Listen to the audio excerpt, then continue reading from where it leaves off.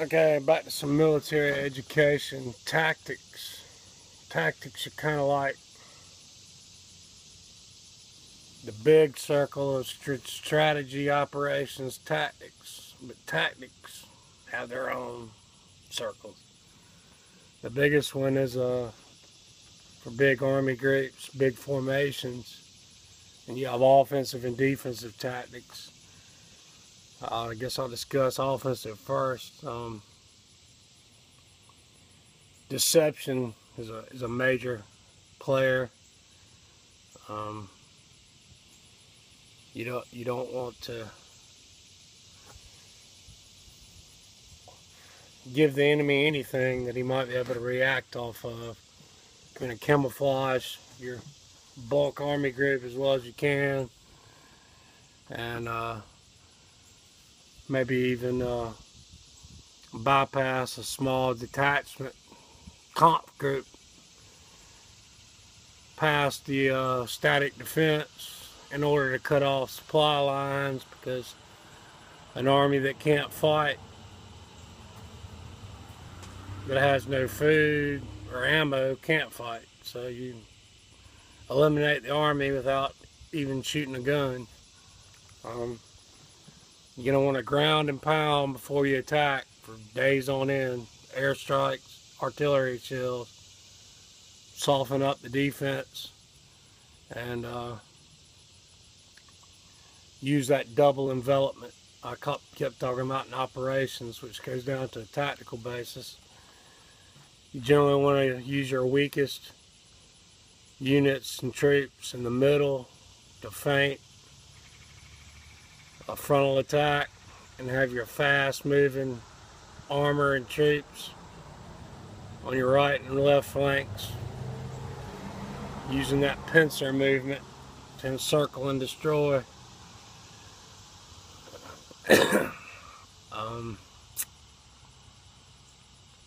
Like I said, once you gain a bulge in the line or whatever, tactics go so far as taking care of hostile civilians, as far as making sure they're fed and whatever, treating them nice so they don't turn into partisans that take up arms and attack your rear echelon.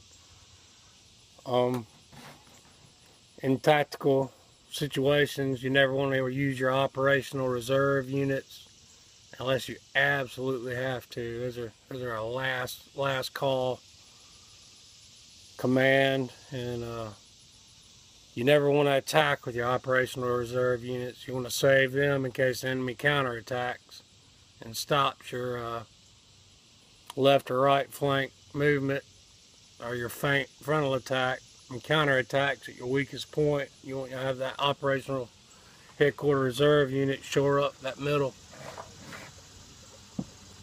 Tactics involve a lot of things. It goes from big to small, platoon size. Offensive tactics, you want to demoralize the enemy as much as possible. You want to defeat him before he ever goes into battle. You want to put in his mind that the battle's already been lost. And a lot of times you'll get defections and people just leaving the army and moving to the rear, throwing their gun down, donning civilian clothes, and just running. But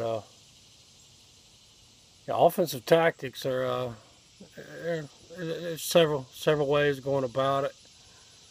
I like combined arms tactics, ground and pound, then move in with your ground elements, circle, create a pocket, and destroy. That's my favorite method. The enemy will use a lot of dirty tactics to try to stop that. So you have to really have well-trained officers leading well-trained troops and being observant of everything. You know, you always want to force recon, probe the enemy constantly during the air and ground bombardment probe for weak spots in his defense. And Force Recon is not just a 5-man SEAL team. It's a battalion size, at least, unit that actually attacks for a short term and tests weaknesses and then withdraws. It's kind of like hit and run. Go hit them and then run back to your side. But I'll get more into tactics later. Probably I got some stuff to clear up tomorrow. And I don't know.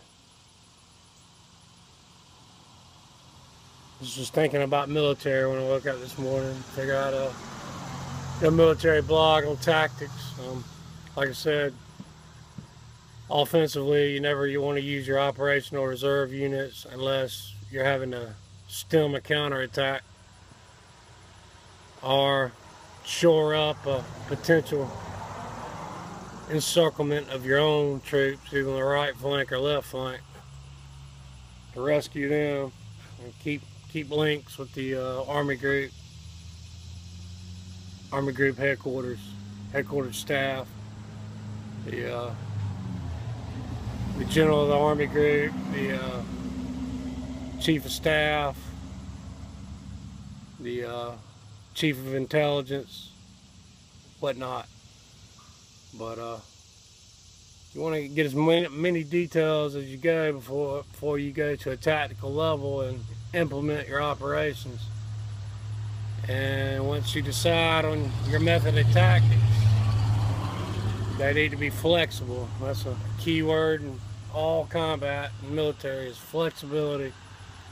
There's the old saying, Army saying, nothing goes according to plan. So you need to be flexible, have flexible, smart officers that are smart enough to know when to withdraw or when to exploit a weakness and take a numerically superior number of troops with an inferior number of troops and win a small scale tactical engagement. And multiple small scale tactical engagements are good because I always keep the enemy in a defensive posture. They eliminate his ability to sleep, rest, recuperate, whatnot. And you always want to force recon attack constantly before your major thrust. So that's about it. Wearing Bill Romanowski today. I think he retired a Bronco after 2 Super Bowl wins. But that's it. Guess I'm gonna run out, get me some lunch, and take it easy. Finish up some books, watch a movie, something. Have a good one. Later.